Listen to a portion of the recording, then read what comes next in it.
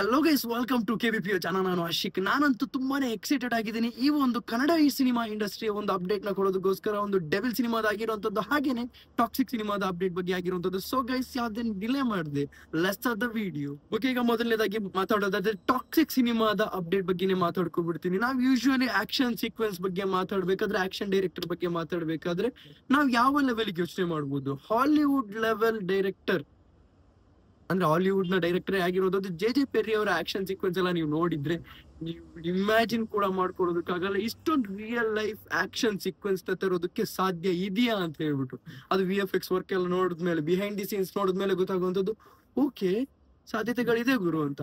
ಆ ತರದೊಂದು real life action sequence ನ toxic ಸಿನಿಮಾದಲ್ಲಿ ತರೋಕೊಟ್ಟಿದ್ದಾರೆ.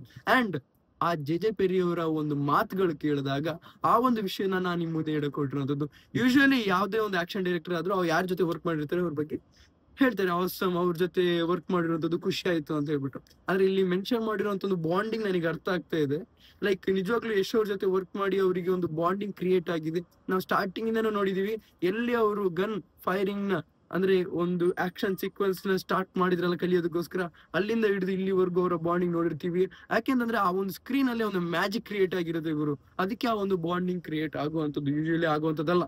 ಸೊ ಇವರು ಯಶ್ ಅವರ ವಿಷನ್ ಬಗ್ಗೆ ಮಾತಾಡ್ತಿದ್ದಾರೆ ಅಂತಂದ್ರೆ ಜಸ್ಟ್ ಇಮ್ಯಾಜಿನ್ ಮಾಡಿ ಆ ಒಂದು ವಿಷನ್ ಯಾವ ರೀತಿ ಜೆ ಪೆರ್ರಿ ಅವರಿಗೆ ಇನ್ಸ್ಪೈರ್ ಮಾಡಿರ್ಬೋದು ಅಂತ. ಸೊ ಇವರಿಬ್ರು ಒಂದು ಬಾಂಡಿಂಗ್ ಏನಿದೆ, ನಾವು ಟಾಕ್ಸಿಕ್ ಸಿನಿಮಾದಲ್ಲಿ ಒಂದು ದೊಡ್ಡ ಬ್ಯಾಂಗರ್ ಮೂವಿಯಾಗಿ ನಾವು ನೋಡೋಕೆ ಹೊಟ್ಟಿದೆ ಅಂತಾನೆ ಹೇಳ್ಬೋದು. ಎಷ್ಟು ಎಕ್ಸೈಟೆಡ್ ಆಗಿದ್ದೀರಾ ಆಸ್ ಅ ಕನ್ನಡಿಗ ಫ್ಯಾನ್ ಆಗಿ, ಅಥವಾ ಯಶ್ ಅವ್ರ ಫ್ಯಾನ್ ಆಗಿ, ಅಥವಾ ಟಾಕ್ಸಿಕ್ ಸಿನಿಮಾದ ಫ್ಯಾನ್ ಆಗಿ?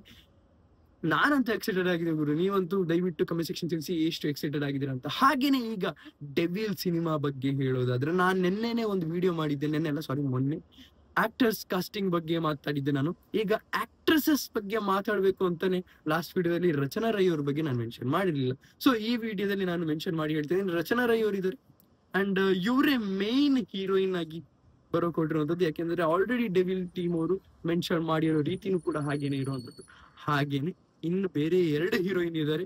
ಒಬ್ರು ಹೆಸರು ಗೊತ್ತಿಲ್ಲ, ಆದ್ರೆ ಒಬ್ರದ್ದು ಅಫಿಷಿಯಲ್ ಆಗಿ ಗೊತ್ತಾಗಿದೆ. ಯಾಕೆಂತಂದ್ರೆ ಡೆವಿಲ್ ಸಿನಿಮಾ ಬಗ್ಗೆ ಏನ್ ಅಪ್ಡೇಟ್ಸ್ ನ ಕೊಡ್ತಾ ಇದ್ರಲ್ಲ, ಆಗ ಅಲ್ಲಿ ಅವರೇನೆ ಸ್ಟೋರಿ ಹಾಕಿದ್ದಾರೆ.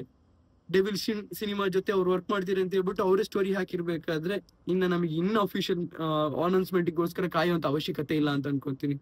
ಶರ್ಮಿಳಾ ಮ್ಯಾಂಡ್ರಿಯಾ ಅವರು ಈ ಸಿನಿಮಾದಲ್ಲಿ ಕಾಣಿಸ್ಕೊಟ್ಟಿದ್ದಾರೆ. ಅಂದ್ರೆ ನನಗ್ ಗೊತ್ತಿರೋ ಹಾಗೆ ಒಂದು ಸೈಕಿಕ್ ವುಮೆನ್ ಆಗಿ ಇವರ ಜೊತೆ ಹೀರೋ ಕೊಟ್ಟಿದ್ದಾರೆ. ಅದು ಒಂದು ಕ್ಯಾರೆಕ್ಟರ್ ಇದೆ ಅಂತಾನೆ ಹೇಳ್ಬೋದು.